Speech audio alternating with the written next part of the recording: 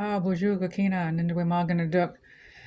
Good morning or good afternoon, whenever you happen to see this update. But how is everybody doing as we go into a change of season from summer to fall? We've had a great summer, great activities happen.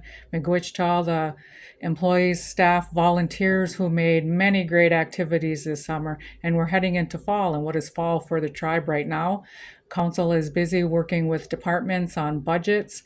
It's a lot of work. I'd like to commend all the directors who are working hard to get their budgets prepared for the upcoming fiscal year. A little bit of things, a little bit of information, just general information. We have an opportunity to do an elk hunt. It is KBIC's turn, we'll say, for to have an elk hunt or to have an elk take. And what that means is that in Wisconsin, they have an elk harvest. And this year it is for 8 bull elks. And 4 go to the state, 4 go to the tribes. And it is KBIC's turn to be able to harvest an elk. So what the council has decided is that if anybody's interested in applying to go and be a part of maybe an elk hunt party, to contact, I'll say Patrick Reset at preset@kbic-nsn.gov, or just call up to the tribal center and we can inform you on what it is. And what it is, and I'm going to read this verbatim from the paper I had received, but because there's so few elk tags, that any elk that is harvested, GWFLIC will take and process it, and then it'll be distributed amongst the tribes.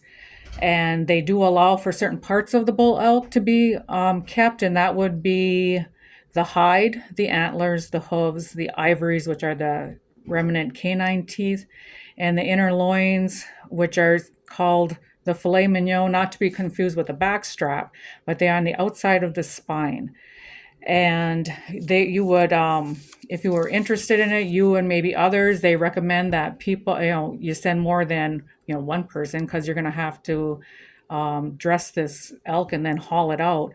But they are going to have a elk camp, information on September 22nd, 2023. There's things that have to be done to issue the permits, the tags, the biological sampling. There's quite a bit that goes with it, along with they'll show you where it can be harvested. So if you or a couple others are interested in doing this, by all means, contact us up at the Tribal Center and we'll send you the information. And then we would bring that to council if anybody's interested for approval. We would let GWFLIC know that you would be the hunters for this year for the ceremonial elk meet. Other things that we have done, we met with the United States Attorney's Office. They are doing what we call a consultation procedure, which is really nice. It opens up communications with them rather than them telling us what to do. Anytime they are looking at amending or implementing new policies, they will do consultations with the tribe. We also talked with them on a variety of things, and one of the things that was of interest to us was, I hate to say it, but what is, the illegal drug use trend? And they said to be aware of what we call fake pills. And it's like, well, what is a fake pill? And people put them on the black market, and they will say they're a Xanax, and what they actually are they're filled with fentanyl. And they're beginning to see overdoses with stuff like this. The best thing is not to do that, but just be aware that there is a market of fake pills going around right now.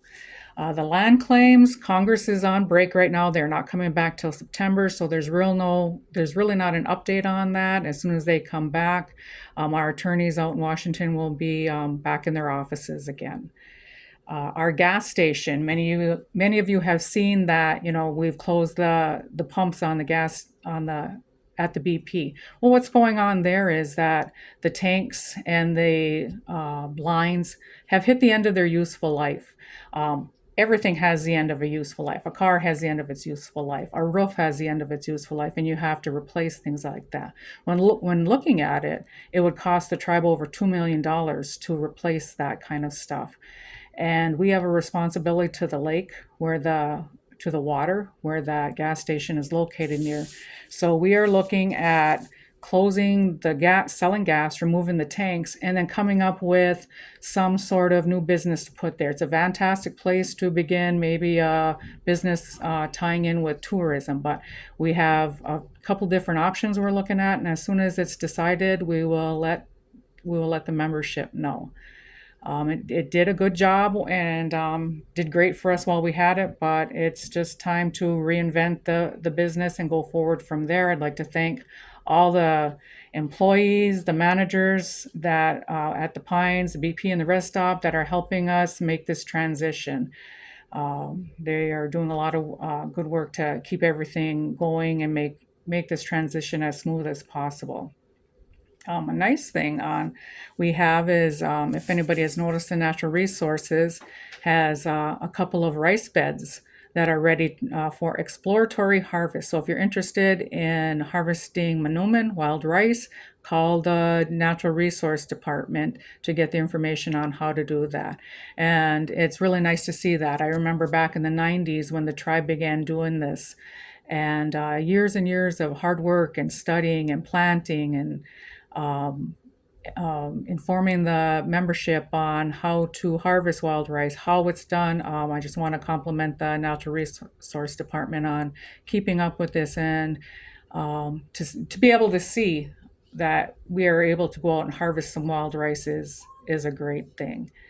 And that is my update for now. Like I said, we're pretty busy. Everybody seems to be busy. It's good, productive busyness. And I look forward to updating you again next month. Miigwech.